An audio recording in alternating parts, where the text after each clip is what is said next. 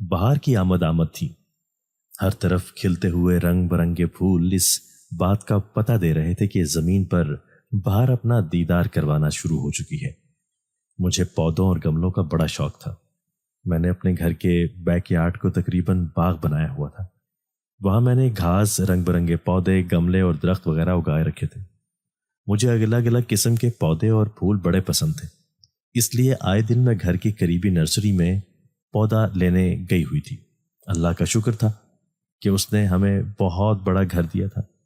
इस घर का यार्ड भी बहुत वसी था, इसलिए बहुत ज़्यादा पौधे गमले रखने के बावजूद अभी काफ़ी जगह बची हुई थी। मैं शाम के वक्त पौधों को पानी दे रही थी जब अम्मी ने मुझे आवाज़ दी, कहाँ चली गई है तू नाज़नीन? वो चिंगाड़ते हुए बोली तो मैं भाग कर कमरे में चली आई और उनसे मुआज़रत करते हुए बोली, मैं पौधों को पानी दे रही थी, इसलिए देर हो गई। ये सुनकर उन्हें मजीद गुस्सा आया। उनका कहना था कि जो तूने पौधे गमले पाल रखे हैं ना, किसी दिन जीन चुड़ैलें चमड़ जाएंगी, तुझे लग पता जाएगा। अम्मी मुंह फुलाकर बोली तो मैं हंस पड़ी और शरारत से कहा, अच्छा है अम्मी, मैं उस जीन चुड़ैल को अपना नौकर बना दूंगी। फिर जब आप उसे किसी काम का हुक्म देंगी तो वह झट से कर देगा और मेरी तरह आपको इंतजार नहीं करवाएगा। मेरे मजाक पर कहने पर अम्मी ने चप्पल उठाई तो मैं वहां से खिसक गई। सच तो यह था, अम्मी को भी मेरा काम पसंद नहीं था।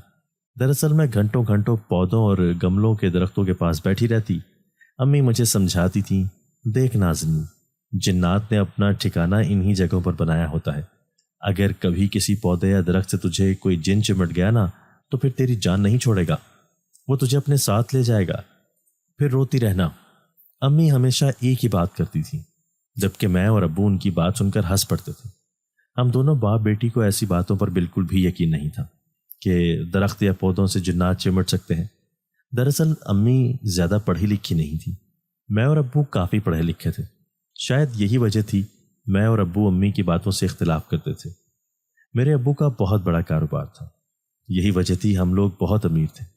अम्मी के लिए कभी कोई रिश्ता नहीं आता था। वजह अम्मी की गुर्बत थी, इसलिए वो ज़्यादा पढ़ भी नहीं पाई थी। अब्बू का ताल्लुक अम्मी के ख़ानदान ही से था। जब उन्होंने पहली मर्तबा अम्मी को देखा तो वो अपना दिल उन्हें दे बैठे। इस तरह बात आगे बढ़ी और फिर उन्होंने अम्मी से शादी कर ली। अब्बू ने इस चीज़ को भी मसला नहीं बनाया कि अम्मी गरीब हैं और उनकी तरह ज़्यादा पढ़ी लिखी और अमीर नहीं है। अम्मी अब्बू की शादी के बाद लोग बातें बनाते थे। कुछ हासिद लोग तो ये तक कह देते थे कि मेरी अम्मी ने अब्बू पर तावीज़ करवाया है। जितना लोग बोल सकते थे बोलते थे, मगर अब्बू ने कभी उन सब पर तवज्जो नहीं दी। शादी के कुछ अरसे बाद अम्मी अब्बू के घर 2 जुड़वा बच्चे पैदा हुए। एक मैं थी और एक मेरा भाई था, जिसका नाम दानिश था। आजकल दानिश अमेरिका में होता था। वो पढ़ाई के सिलसिले में वहां गया था। मैं तो मास्टर मुकम्मल कर चुकी थी। अम्मी अब्बू जब भी दानिश को याद करते तो उसे कहते, पाकिस्तान का चक्कर लगा लो, हम तुम्हें बड़ा याद करते हैं। जिसे सुनकर मेरा भाई दानिश शरारत से कहता, आप नाज़नीन की शादी के दिन रखें, मैं भागा चलाऊंगा। ये सुनकर मैं फीका सा मुस्कुरा देती। मेरी मंगनी हो चुकी थी। लड़का अब्बू के दोस्त का बेटा था। फरहाद को अब्बू ने मेरे लिए पसंद किया था। मैं वो लड़की थी जो हमेशा माँ बाप की पसंद पर राजी रहती थी। फरहाद की दफ़ा भी यही मामला हुआ था। अब्बू ने मेरे सामने अपनी पसंद रखी तो मैंने अच्छी बेटियों की तरह हाँ कर दी। अब्बू का सर फख्र से बुलंद हो गया था। आज मेरी सालगिरह थी। मैं अपनी फ्रेंड और कज़न्स के साथ आउटिंग पर गई हुई थी। उन्होंने मुझे बहुत गिफ्ट्स दिए थे। मुझे फरहाद के तोहफे का इंतज़ार था, मगर मेरा दिल टूट गया था जब फरहाद घर आया और मुझे कहने लगा, ट्रीट कब दे रही हो? ये सुनकर मैं सब्र के घोंट पी कर रह गई। मुझे बहुत गुस्सा आ रहा था। फरहाद बहुत कंजूस था। आज के दिन उसे मुझे दावत देनी चाहिए थी, मुझे तोहफा देना चाहिए था, मगर वो खाली मुंह उठाकर घर आ गया था। हालांकि फरहाद हमारे ही स्टेटस का था। अम्मी तो फरहाद के वारिसत के जाती थी। वो कहने लगी, जा नाज़नीन, फरहाद के साथ किसी रेस्टोरेंट चली जा और इसे ट्रीट दे दे। फरहाद भी इसरार करने लगा तो मैं उठकर तैयार होने चली गई। अक्सर मैं बाहर कहीं आने जाने से इनकार करती थी तो फरहाद बात को बढ़ा देता था और कहता था, लगता है तुम इस रिश्ते से खुश नहीं हो, शायद तुम किसी और को पसंद करती हो, वगैरह वगैरह। बस उसकी इन्हीं बातों से उकता कर मैं उसकी हर बात मान जाती थी। मैं अपने घर वालों का दिल नहीं तोड़ना चाहती थी। मैं ये नहीं चाहती थी फरहाद گھر والوں کو کچھ الٹا سیدھا بول دے۔ اس کی فطرت بھی کچھ ایسی تھی، اس لیے میں اس سے ریسٹورنٹ لے گئی اور اپنے پیسوں سے کھانا آرڈر کیا۔ اس نے مجھے ایک تحفہ دینا بھی گوارا نہیں کیا۔ جب رات کو ہم گھر واپس آئے تو میں فرحاد کے رویے کے بارے میں سوچتی رہ گئی۔ میری اور اس کی منگنی کو 2 سال ہو گئے تھے۔ مجھے نہیں یاد تھا ان 2 سالوں میں اس نے مجھے کبھی ایک پھول بھی تحفے میں دیا تھا۔ وہ ہمیشہ چھوٹی چھوٹی باتوں پر ناراض ہو جاتا تھا۔ میں اسے منانے کے لیے کئی جتن کرتی تھی، مگر جب میں ناراض ہوتی تو اسے کوئی فرق ہی نہ پڑتا۔ وہ مجھ سے ایسا سلوک کرتا تھا جیسے میں اس کی کوئی کنیز ہوں۔ میرے جذبات کی اسے کوئی قدر ہی نہیں تھی۔ یہی سب سوچتے سوچتے میں سو گئی۔ اگلی صبح امی ابو کسی فنکشن پر جا رہے تھے۔ میں نے تو جانے سے انکار کر دیا تھا کیونکہ میرا دل نہیں کر رہا تھا۔ امی ابو کے جانے کے بعد میں نرسری چلی گئی۔ گھر میں بیٹھے بیٹھے بیزاریت ہو رہی تھی۔ نرسری میں جاتے ہی جب میری نظر گیندے کے پودوں پر پڑی تو اسے لینے کے لیے میرا دل مچلنے لگا۔ مجھے یاد تھا یہ پودا میں نے کبھی نہیں خریدا تھا، اس لیے مالی سے جلدی اس کی قیمت پوچھی اور گاڑی میں رکھ کر اسے لے آئی اور پیار محبت سے اسے اپنے یارڈ میں رکھ دیا۔ پیلے رنگ کا یہ پھول بڑا خوبصورت لگ رہا تھا۔ اس کے اندر سے مجھے دھیمی دھیمی مہک بھی آ رہی تھی۔ اس کے اندر ایک الگ سی کشش تھی جو مجھے اپنی طرف مائل کر رہی تھی۔ میں بڑے انہماک سے اسے دیکھ رہی تھی۔ میرا تسلسل تب ٹوٹا جب چوکیدار نے آ کر مجھے بتایا کہ فرحاد مجھ سے ملنے آیا ہے۔ یہ سن کر میرے ماتھے پر بل پڑنے لگے۔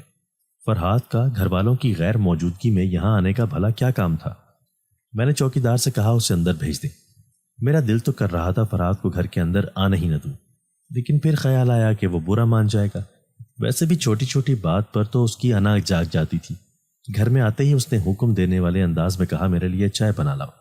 یہ سن کر میں ضبط کر گئی۔ وہ مجھے پیار سے بھی تو کہہ سکتا تھا۔ خیر، میں چائے بنانے کے لیے چلی گئی۔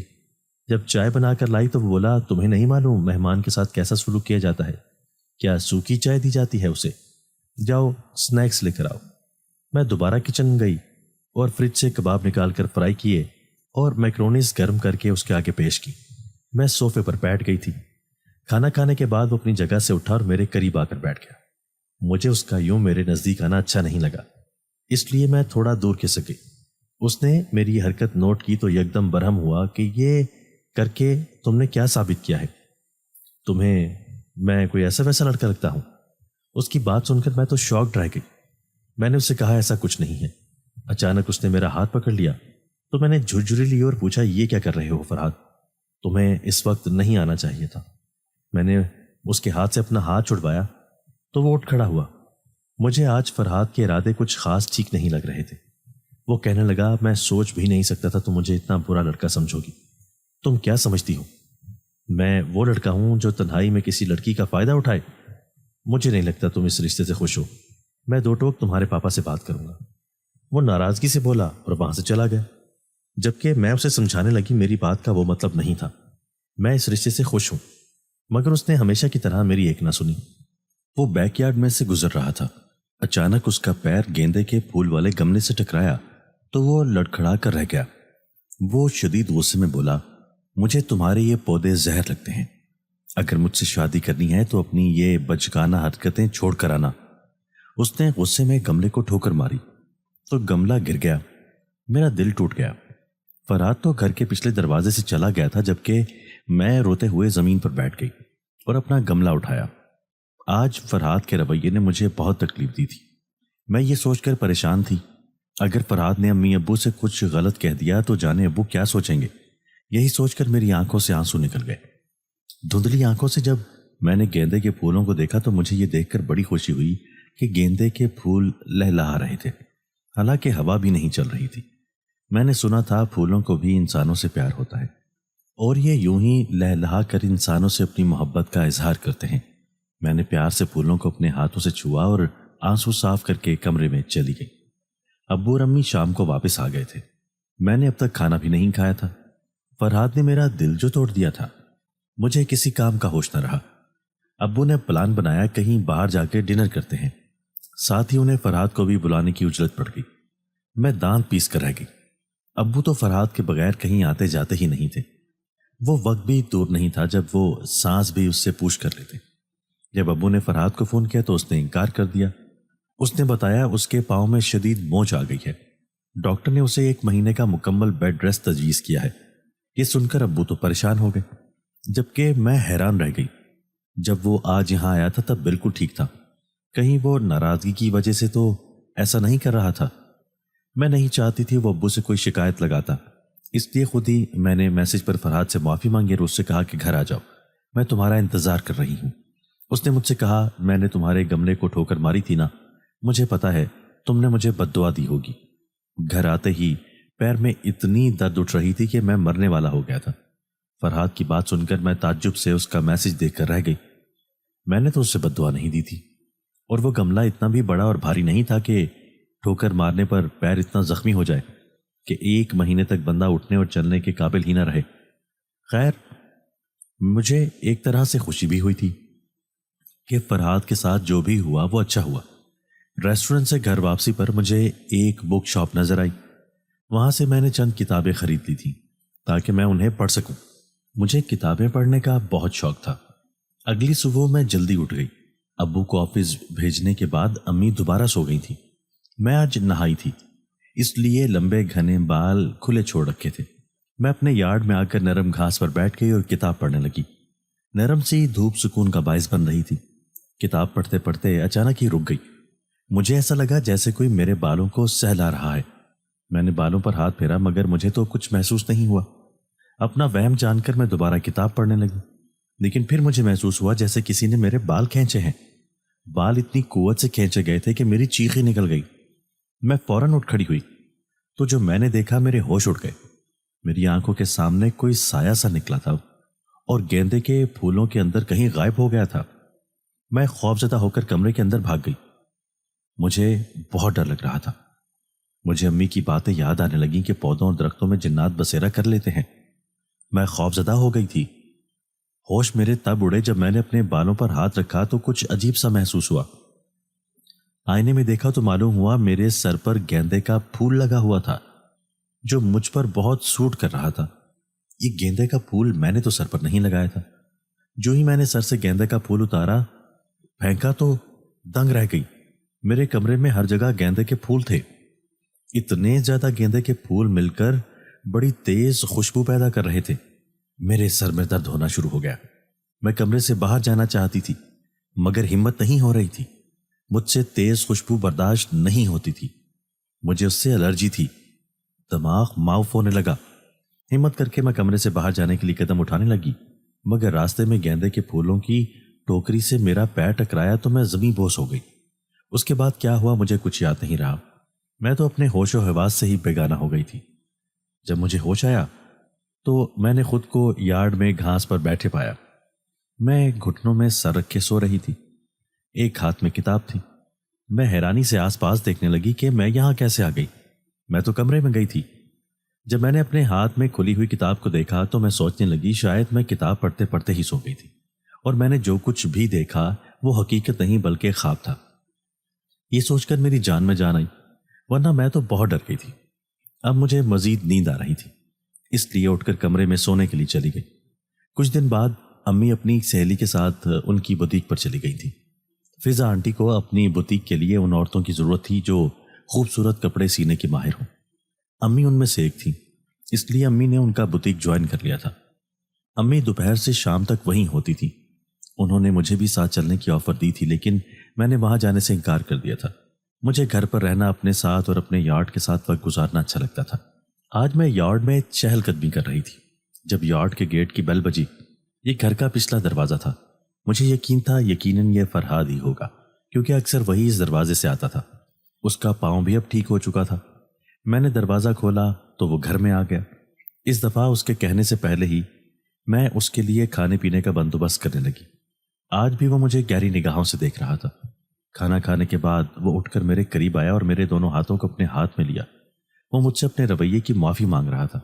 وہ کہہ رہا تھا مجھے معاف کر دو، میں تو تمہیں غلط سمجھتا تھا لیکن تم تو بہت اچھی ہو۔ وہ عجیب سے لہجے میں کہہ رہا تھا۔ سچ کہوں تو مجھے اس کے لہجے اور آنکھوں میں کوئی شرمندگی نظر نہیں آئی۔ میں نے اسے کہہ دیا تھا کہ میں تمہیں معاف کر چکی ہوں۔ اچانک ہی اس نے میرے ماتھے کو چوما۔ اس سے پہلے کہ وہ مزید کوئی نامناسب حرکت کرتا اچانک میں نے اسے پوری قوت سے دھکا دے دیا۔ یہ دھکا اتنا شدید تھا کہ وہ بڑی دور جا گرا۔ میں حیرانی سے اسے دیکھنے لگی۔ میں نے تو اسے دھکا نہیں دیا تھا، مجھے یوں محسوس ہو رہا تھا جیسے میرے اندر کوئی غیر معمولی طاقت آ گئی ہے۔ میں نے اسے زمین سے اٹھایا اور دھکے دے کر اپنے گھر سے نکال دیا۔ وہ بڑے غصے میں تھا، مجھے کہہ رہا تھا تم سے بدلہ ضرور لوں گا، تم نے میری توہین کی ہے، جبکہ میں تو خود دنگ رہ گئی تھی۔ نہ میں نے اس سے خود سے دھکا دیا تھا اور نہ ہی گھر سے نکالا تھا، بلکہ یہ تو مجھ سے غیر ارادی طور پر ہو رہا تھا۔ میں رونے لگی تھی کہ اب میری خیر نہیں، فرحاد مجھے معاف نہیں کرے گا۔ سارا دن پریشانی میں گزرا، جیسا میں نے سوچا تھا بالکل ویسا ہی ہوا۔ فرحاد نے غصے میں آ کر خاندان والوں کے سامنے میری جھوٹی باتیں پھیلا دی۔ اس نے اور اس کے گھر والوں نے مجھے بدنام کر کے رکھ دیا تھا۔ مجھ سے بدلہ لینے کے لیے اس نے نامناسب تصاویر کو ایڈٹ کر کے کسی لڑکے کے ساتھ میرا چہرہ لگا دیا اور پورے خاندان میں یہ تصویریں پھیلا دی۔ ہر کوئی مجھ پر تھو تھو کرنے لگا۔ آئے دن رشتہ دار ہمیں فون کرتے اور برا بھلا کہتے۔ کوئی کہتا دیکھ لیا نازنین کو، آزادی دینے کا انجام، کہتے تھے نا ہم اسے یونیورسٹی نہ بھیجو۔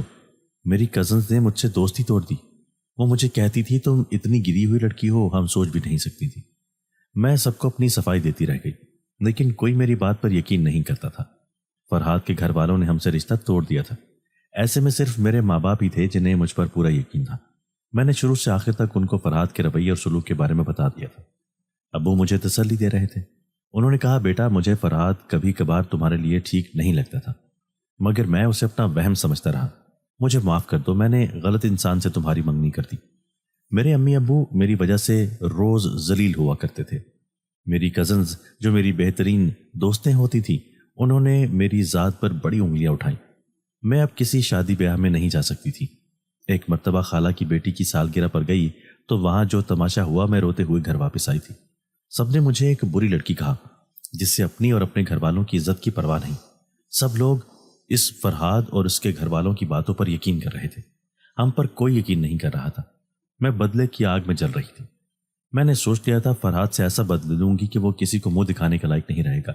جو کچھ اس نے میرے ساتھ کیا میں اس سے 2 گنا اس کے ساتھ کروں گی۔ میں دن بدن ڈپریشن کا شکار ہوتی جا رہی تھی۔ ہر پل خودکشی کرنے اور خود کو مارنے کے خیالات دل میں آتے تھے۔ ہر چیز سے نفرت ہو گئی تھی، حتیٰ کہ پودوں اور گملوں کو بھی دیکھنے کا دل نہیں کرتا تھا۔ میں بس کمرے میں اپنے بستر سے لگ کر رہ گئی تھی۔ امی نے میرے لیے کام سے کافی چھٹیاں لے لی تھیں۔ ایک دن میں سیڑھیاں اتر رہی تھی جب پیر پھسل گیا، سر پر بہت بڑی چوٹیں آئی تھی۔ اب تو میری زندگی تکلیف میں ہی گزر رہی تھی۔ دانش بھائی کا کہنا تھا وہ اگلے سال واپس آئے گا، اس سے ہم نے سب کچھ چھپا کر رکھا تھا، مگر اس فرحاد نے اسے بھی وہ جعلی تصاویر بھیج دی تھی۔ وہ تصویریں دیکھنے کے بعد دانش بھی صدمے میں چلا گیا تھا۔ جب اس کا فون آیا تو امی ابو نے اسے سچ بتایا۔ اب دانش کو بھی فرحاد سے نفرت ہو چکی تھی۔ اسی طرح کچھ ماہ گزر گئے۔ میرے ڈپریشن کا علاج بھی چل رہا تھا، مگر ابھی تک کوئی افاقہ نہ ہوا۔ امی ابو میری بڑی فکر کرتے تھے۔ میں انہیں زبردستی کام پر جانے کو کہتی تھی۔ اب انہوں نے گھر کے گیٹ پر 3 چوکیدار کھڑے کر دیے تھے۔ ایک ملازم بھی تھا جو میری خدمت کے لیے رکھا گیا تھا، مگر وہ بھی گیٹ کے باہر ہی کھڑا رہتا تھا۔ اگر مجھے کسی چیز کی ضرورت ہوتی تو میں اس سے آواز لگا دیتی۔ وہ عمر میں مجھ سے کافی چھوٹا تھا، اس لیے اب امی ابو میری طرف سے بڑے بے فکر ہو کر کام پر چلے جایا کرتے تھے۔ امی اپنا کام چھوڑنا چاہتی تھی، مگر میں نے انہیں منع کر دیا۔ یہ ان کا شوق تھا اور میں نہیں چاہتی تھی میرا وجود ان کے شوق کے آڑے آئے۔ آج موسم اچھا تھا اور ہلکی ہلکی دھوپ تھی، اس لیے میں ہمت کر کے یارڈ میں آ گئی۔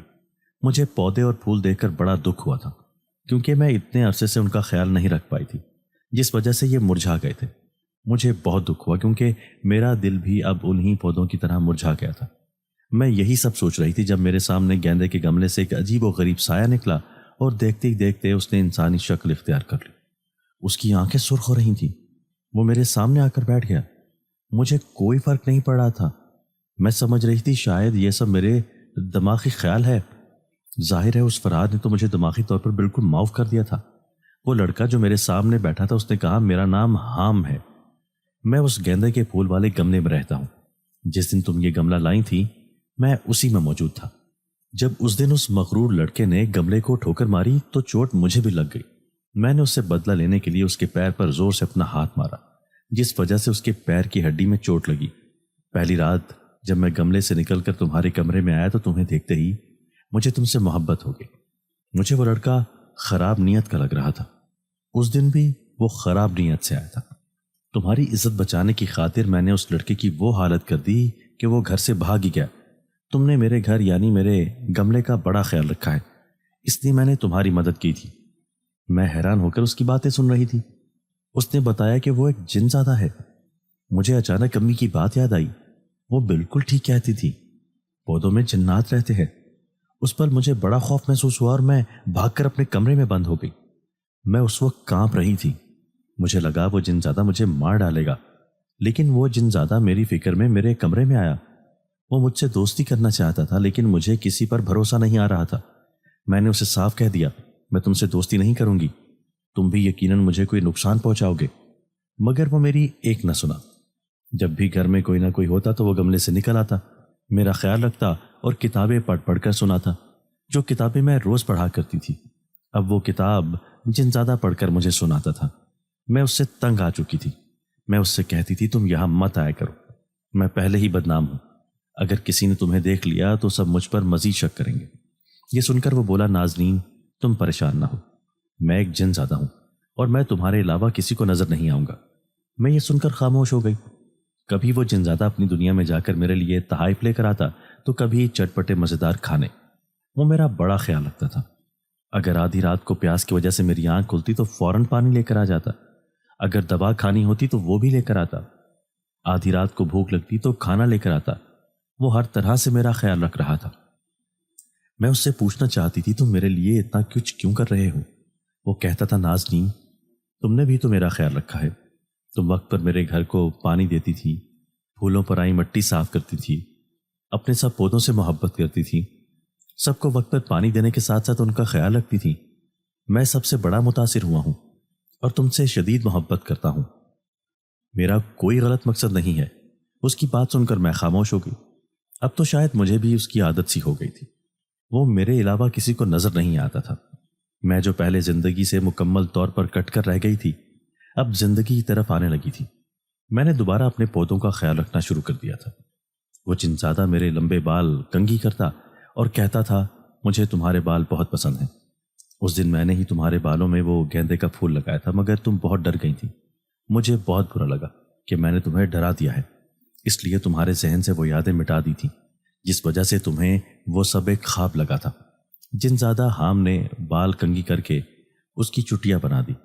امی ابو مجھے دوبارہ زندگی کی طرف لوٹتا دیکھ کر بہت خوش تھے۔ اب میرا گھر سے باہر جانے کو دل کرتا تھا۔ میں جن زادے حام کے ساتھ باہر چلی جاتی تھی۔ وہ مجھے کبھی کہیں سکون والی جگہ پر لے جاتا تو کبھی کہیں۔ اب تو مجھے اس کی بہت عادت ہو گئی تھی۔ کبھی کبھی یوں لگتا جیسے میں اس سے محبت کر بیٹھی ہوں۔ وہ فرحات سے بہت اچھا تھا۔ ہاں، میری بہت عزت کرتا تھا، میرا خیال رکھتا تھا، مجھے بہت محبت دیتا تھا۔ آج تک اس نے مجھے بری نگاہ سے نہیں دیکھا تھا۔ ایک دن میں نے اس سے اس کی دنیا جانے کی خواہش ظاہر کی۔ میں نے اس سے کہا، مجھے اپنے ساتھ لے چلو، مجھے اپنی دنیا پسند نہیں ہے، یہاں بڑے خود غرض لوگ ہیں۔ میں یہ بات بتاتے ہوئے رو پڑی تھی۔ سب کزنز نے میرا ساتھ چھوڑ دیا تھا۔ وہ کزنز جن کے ساتھ میرا بچپن گزرا تھا، آج راستے میں مجھے میری کزن زنیہ نظر آئی تو میں تڑپ گئی، اس کے پاس گئی اور اس سے بات کرنا چاہی، مگر اس نے کہا، تم جیسی گوار اور بے شرم لڑکی سے میں بات کرنا پسند نہیں کرتی۔ اتنا کہہ کر وہ وہاں سے چلی گئی، جبکہ میں ایک بار پھر اسی اذیت میں مبتلا ہو گئی۔ جن زادہ حام میرے ساتھ کھڑا تھا، وہ میرے علاوہ کسی کو نظر نہیں آتا تھا۔ اسے بھی زنیہ پر شدید غصہ تھا۔ وہ اس سے میرا بدلہ لینا چاہتا تھا، مگر میں نے اس سے کہا کہ تم اس سے بدلہ مت لو، بلکہ فرحات سے بدلہ لو، ایسا بدلہ کہ اس کی نسلیں یاد رکھیں۔ مجھے پہلے کی طرح ہنستا اور خوش ہوتا دیکھ کر امی ابو خوش تھے۔ اس دوران ابو میرے لیے رشتہ ڈھونڈنا شروع ہو گئے تھے۔ ان کا کہنا تھا، تم اپنی زندگی کی نئی شروعات کرو، تمہیں خوش اور اپنے گھر میں آباد دیکھ کر ہم بھی مطمئن رہیں گے۔ یہ سن کر میرے دل پر ایک ضرب سی لگی تھی اور میں اپنے کمرے میں آ کر رونے لگی۔ اس وقت رات ہو رہی تھی جب وہ جن زادہ حام آیا۔ وہ مجھ سے کہنے لگا، کیا ہوا، کیوں رو رہی ہو؟ میں نے اسے بتایا، میرے گھر والے دوبارہ میرے لیے رشتہ ڈھونڈ رہے ہیں، میں اب کسی انسان سے شادی نہیں کرنا چاہتی، سب انسانوں سے نفرت ہو گئی ہے، تو مجھے اپنی دنیا میں لے چلو، مجھے یہاں نہیں رہنا۔ میں رو رہی تھی، اس نے میرے آنسو صاف کیا اور کہنے لگا، آؤ میں تمہیں اپنے گھر والوں سے ملا کر لاتا ہوں۔ میں بہت خوش ہو گئی۔ اس نے مجھے اپنی آنکھیں بند کرنے کو کہا۔ میں نے آنکھیں بند کی اور جب اس جن زادے نے کھولنے کو کہا تو میں نے آنکھیں کھول دی۔ آنکھیں کھولتے ہی میں دنگ رہ گئی، کیونکہ جو منظر میری آنکھوں کے سامنے تھا وہ بڑا خوبصورت تھا۔ ہر طرف سبزہ تھا، پودے تھے، درخت تھے، جو کچھ مجھے پسند تھا یہاں وہ سب کچھ تھا۔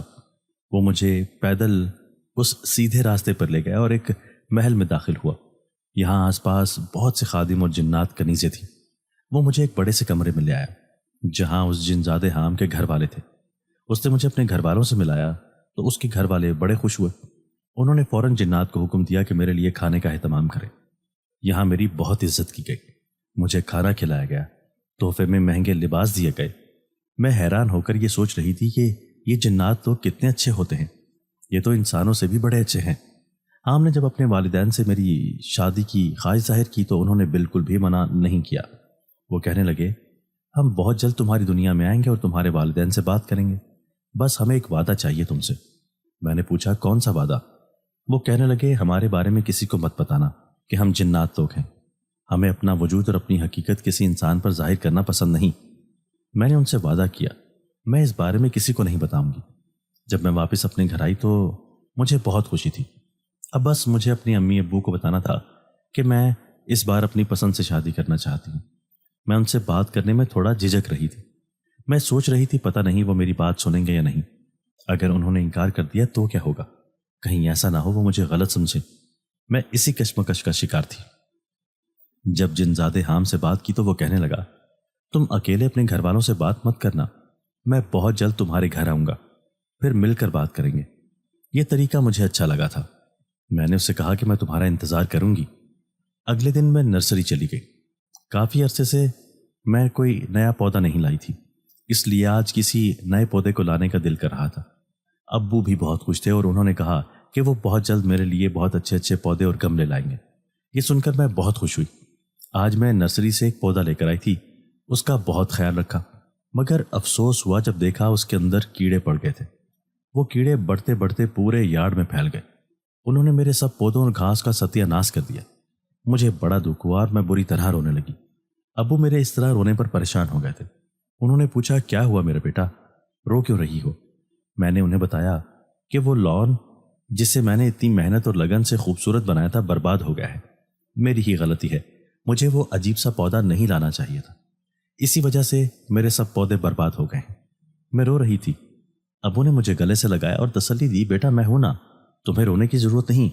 یوں ابو لان میں گئے، اس کا معائنہ کیا اور کہا، میں تمہارا لان بہت خوبصورت کر دوں گا اور یہ سب کیڑے مکوڑے یہاں سے چلے جائیں گے، بس تھوڑا سا وقت دو۔ یوں اگلے دن ہی ابو نے کام شروع کروا دیا تھا۔ کچھ مالی گھر پر آئے اور انہوں نے لان میں کیڑے کو بھگانے والے سپرے کر دیے، ہر جگہ، ہر پودے، گملے اور درخت پر کیا سپرے۔ اس کے بعد نئے نئے بیج بوئے اور گھاس صاف کی۔ یوں ایک ہفتے کے اندر اندر میرا لان اتنا خوبصورت ہو گیا کہ میں گھنٹوں اسی میں بیٹھی رہتی۔ البتہ مجھے جنزادے حام کی فکر ہو رہی تھی۔ اس نے تو کہا تھا کہ وہ بہت جلد آئے گا، لیکن 2 ہفتے ہو گئے تھے وہ واپس نہیں آیا تھا۔ اس نے پہلے کبھی ایسا نہیں کیا تھا۔ میرا دل نہ جانے کیوں ڈر رہا تھا۔ مجھے ایک عجیب سی بے چینی اور بے قراری سی ہو رہی تھی۔ یہاں ابو میرے رشتے کے حوالے سے فکر مند تھے اور میں سوچ رہی تھی جب حام واپس آئے گا تو میں گھر والوں کو اس کے بارے میں بتاؤں گی۔ اب مجھے لگ رہا تھا کہ میرا گزارا اس جنزادے کے بغیر بہت مشکل ہے۔ میں شاید اس سے عشق کر بیٹھی تھی۔ دن رات جنزادے حام کے انتظار میں گزر گئے۔ اس سے گئے ہوئے 1 مہینہ ہو گیا تھا۔ نہ جانے وہ کہاں چلا گیا تھا، اب تک واپس ہی نہیں آیا تھا۔ میرا آدھی راتوں کو رونے کا جی چاہتا۔ اس کے غم میں بیمار ہو گئی، مگر اسے تو کوئی پرواہ ہی نہیں تھی۔ امی ابو میری فکر میں پریشان ہو گئے، مگر مجھے جس کے آنے کا انتظار تھا وہ تو آیا ہی نہیں تھا۔ ابو نے میرا ایک لڑکے سے رشتہ بھی طے کر دیا۔ میں چاہ کر بھی انکار نہیں کر پائی تھی۔ وقت گزرتا جا رہا تھا۔ آدھی رات کو کہیں آہٹ کی آواز آتی تو فوراً آنکھ کھل جاتی اور میں ایک امید سے اٹھ بیٹھتی کہ شاید حام واپس آ گیا ہے، مگر وہ کہیں نہیں تھا۔ دن رات دعاؤں میں گزر جاتے تھے پر کوئی دعا قبول نہیں ہو رہی تھی۔ میں اکیلے ہی سزکتی رہتی تھی۔ کبھی کبھی میرے دل میں خیال آتا تھا کہ جنزادے حام نے بھی مجھے دھوکہ ہی دیا ہے۔ جس طرح انسان دھوکہ دیتے ہیں ویسے ہی اس نے بھی مجھے دھوکہ ہی دیا ہے۔ یہ احساس سہانے روح تھا۔ میں بڑی مشکل سے جنزادے حام کی وجہ سے ڈپریشن سے باہر نکلی تھی، مگر اب دوبارہ ڈپریشن کے دورے پڑ رہے تھے۔ ابو نے اس لڑکے آذر سے میری منگنی کر دی تھی۔ جب لڑکے والے گھر آئے تو ان کے سامنے ہی مجھے ڈپریشن کے دورے پڑنے لگے اور میں اپنے بالوں کو بری طرح سے کھینچتے ہوئے چیخنے اور رونے لگی۔ میں نے اتنی قوت سے بال کھینچے تھے کہ کئی بال میرے ہاتھ میں آ گئے تھے۔ وہ لڑکا اور اس کے گھر والے مجھے عجیب عجیب نظروں سے دیکھ رہے تھے۔ انہوں نے کہا کہ آپ نے پہلے کیوں نہیں بتایا کہ آپ کی بیٹی پاگل ہے اور اسے پاگل پن کے دورے پڑتے ہیں۔ یہ سن کر میرے امی ابو کے دل پر ایک ضرب سی لگی اور وہ لوگ انہیں برا بھلا کہہ کر وہاں سے چلے گئے۔ جو رشتہ بڑی مشکل سے آیا تھا وہ بھی ہاتھ سے نکل گیا تھا۔ اب تو مجھ سے کوئی شادی کرنے کو بھی تیار نہیں تھا۔ پہلے تو فرحات کی وجہ سے بدنامی ہوئی تھی اور اب خاندان میں یہ بات پھیل گئی تھی کہ میں پاگل ہوں۔ کچھ تو ذہنی معذور کہتے تھے۔ میں زندگی سے تنگ آ گئی تھی، اس لیے میں نے خودکشی کا فیصلہ کیا اور اپنی کلائی پر چھری چلا لی۔ اس کے بعد بس مجھے اپنے امی ابو کی چیخوں کی آواز سنائی دی۔ وہ مجھے ہسپتال لے گئے جہاں میرا علاج شروع ہوا۔ میری کلائی پر انہوں نے پٹی باندھ دی تھی۔ کئی دن ہسپتال رہنے کے بعد میں گھر آ گئی۔ گھر آئی تو فرحات کا فون آیا۔ وہ مجھ پر ہنس رہا تھا اور کہہ رہا تھا کہ تم تو میرے غم میں پاگل ہی ہو گئی ہو، لیکن دیکھو میں تو بہت جلد شادی کر رہا ہوں۔ لڑکیاں مجھ پر مرتی ہیں، مجھے بہت سی لڑکیاں مل جائیں گی، مگر تم جیسی بد کردار اور پاگل لڑکی سے کون شادی کرے گا؟ خاندان والے تو صرف تم پر تھوکتے ہی ہیں۔ میں نے تو غصے میں فون دیوار پر دیوارا۔ میں رونے لگی تھی۔ وہ بالکل سچ کہہ رہا تھا۔ کچھ ماہ بعد اس کی بھی شادی ہو گئی۔ وہ اپنی زندگی میں بہت خوش تھا، جبکہ سارے غم میری ہی زندگی میں تھے۔ میری زندگی کے ساتھ فرحات نے کھیلا تھا۔ وہ میرا مجرم تھا، حالانکہ سزا اس کو ملنی چاہیے تھی، مگر مل مجھے رہی تھی۔ امی نے میری وجہ سے کہیں بھی آنا جانا چھوڑ دیا تھا۔ اب وہ میرے ساتھ ہی رہتی تھی، کیونکہ تنہا پا کر میں خود کو مارنے کی کوشش کرتی تھی۔ اب تو دانش بھی پاکستان آ گیا تھا۔ اس کی منگنی غیر خاندان میں پہلے ہی ہو چکی تھی۔ جیسے ہی وہ واپس آیا تو اس کی شادی کی تیاریاں ہونے لگی تھیں۔ دانش کو بھی مجھ پر بہت بھروسہ تھا۔ وہ کہتا تھا بہت جلد جب تمہاری بھابھی آ جائے گی تو تمہیں ایک دوست مل جائے گی، پھر تم بالکل ٹھیک ہو جاؤ گی۔ میں اس کی بات سن کر زبردستی مسکرا دیتی۔ مجھے پتا تھا میں اب کبھی ٹھیک نہیں ہو پاؤں گی۔ ہاں، اگر حام جن زادہ واپس آ جائے تو شاید میں دوبارہ زندگی کی طرف لوٹ آؤں۔ اسی طرح 1 سال مکمل ہو گیا۔ حام جن زادے کو گئے 1 سال ہو گیا تھا۔ میری بھابھی عریشہ بہت اچھی تھی۔ ایک دن میں اپنے کمرے میں لیٹی ہوئی تھی جب مجھے شور کی آواز سنائی دی۔ میری بھابھی نے آ کر بتایا کہ کچھ لوگ آئے ہیں تمہارا رشتہ لے کر، تمہیں بلا رہے ہیں، باہر آ جاؤ۔ میں نے بھابھی سے کہا میں نے کسی سے نہیں ملنا، میں اس وقت اکیلا رہنا چاہتی ہوں۔ یہ کہہ کر میں نے کمبل چہرے تک اوڑھ لیا۔ بھابھی بے بسی سے باہر چلی گئی۔ جب میں اٹھی تو رات ہو چکی تھی۔ گھر والوں نے بتایا کچھ لوگ گھر آئے تھے جو بڑے امیر، سلجھے ہوئے اور اچھے لوگ تھے، اس لیے ابو نے پہلی فرصت میں ہی میرا رشتہ طے کر دیا ہے۔ ابو نے بتایا وہ لوگ مجھے تحائف دے کر گئے ہیں۔ تحفے دیکھ کر میں دنگ رہ گئی، کیونکہ تحفے تو بڑے شاہانہ تھے، جیسے بہت امیر لوگوں نے دیے ہوں۔ مجھے یہ دیکھ کر بے ساختہ حام جن زادہ، اس کے گھر والے یاد آ گئے۔ جب میں ان کی دنیا میں ان سے ملنے گئی تھی تو انہوں نے بھی مجھے ایسے ہی تحفے دیے تھے۔ ان کی یاد میں آنسو بہانے لگی۔ رات کے وقت میں جاگ رہی تھی، سب سو رہے تھے، میں اپنے کمرے میں تنہا تھی جب میری آنکھوں سے آنسو جاری ہو گئے۔ اس دوران اچانک مجھے محسوس ہوا کمرے میں کوئی آیا ہے اور میرے قریب بیٹھ گیا۔ اس نے میرے بالوں میں ہاتھ پھیرا تو مجھے یہ لمس جانا مانا لگا۔ میں اٹھ کر بیٹھ گئی تو دیکھ کر دنگ رہ گئی کہ میرے سامنے کوئی اور نہیں بلکہ حام جن زادہ بیٹھا تھا۔ اسے دیکھ کر میرے ہوش اڑ گئے۔ مجھے لگا میں کوئی خواب دیکھ رہی ہوں۔ وہ کہنے لگا آج ہم لوگ تمہارا رشتہ لے کر آئے تھے، مگر تم تو آئی ہی نہیں، کیا وجہ ہے؟ اس نے مجھ پر بم پھوڑا تو میں شاکڈ رہ گئی۔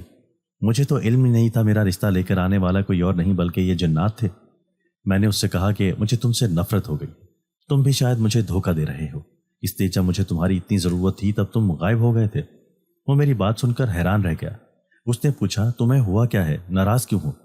تو میں نے اس سے پوچھا تم اتنے عرصے سے کہاں غائب تھے؟ وہ کہنے لگا وجہ میں نے تمہیں بتائی تو تھی، میں نے ایک خط تمہارے تکیے کے نیچے رکھ دیا تھا، کیا تم نے پڑھا نہیں؟ میں حیرانی سے کہنے لگی ایک خط مجھے ملا تو تھا لیکن بے خیالی میں اسے میں نے ایک کوڑے دان میں ڈال دیا تھا، کیا لکھا تھا تم نے اس میں؟ اس نے یہ سن کر گہری سانس لی اور مجھے بتانا شروع کیا۔ وہ کہنے لگا تم سے بات کرنے کے بعد میں اپنے ٹھکانے یعنی گیندے کے گملے میں واپس چلا گیا تھا اور سوچ رہا تھا کسی طرح میں تمہارا بدلہ اس لڑکے فرحات سے لوں جس نے تمہاری زندگی برباد کی۔ مجھے خیال آیا کیوں نہ میں اسے بھی پاگل ثابت کروں جس طرح اس نے تمہیں کیا۔ یوں میں اپنی دنیا میں واپس گیا اور اپنی ایک کنیز جنزادی سے بات کی، اسے سارا منصوبہ سمجھایا کہ تم دھوکے سے اس انسانی لڑکے فرحات کو اپنے پیار کے جال میں پھنساؤ، پھر اس سے شادی کرو اور کچھ عرصے بعد اسے اپنی جنزادی والا روپ دھار کر اسے اتنا ڈراؤ کہ وہ پورا خاندان اسے پاگل سمجھے اور اس سے نفرت کرنے لگے۔ یوں وہ جن زادی راضی ہو گئی۔ جب میں واپس تمہیں یہ منصوبہ بتانے آیا تو اچانک کچھ لوگوں نے صحن میں بڑا زہریلا سپرے کر دیا۔ وہ سپرے میرے ٹھکانے اس گیندے کے پھول پر بھی ہو گیا، جس وجہ سے میری حالت خراب ہو گئی اور میں بے ہوش ہو گیا۔ میں جانتا تھا وہ لوگ تو اپنا کام کر رہے تھے، میں تو بلا ارادہ اس سپرے کا شکار ہو گیا۔ وہ سپرے اتنا زہریلا تھا کہ میں کوما میں چلا گیا۔ میں مرنے کے قریب تھا۔ میرے گھر والے مجھے جنات کے طبیب خانے میں لے گئے۔ وہاں کئی ماہ میں بے ہوش رہا۔ جب ہوش آیا تو معلوم ہوا سال ہونے کو ہے۔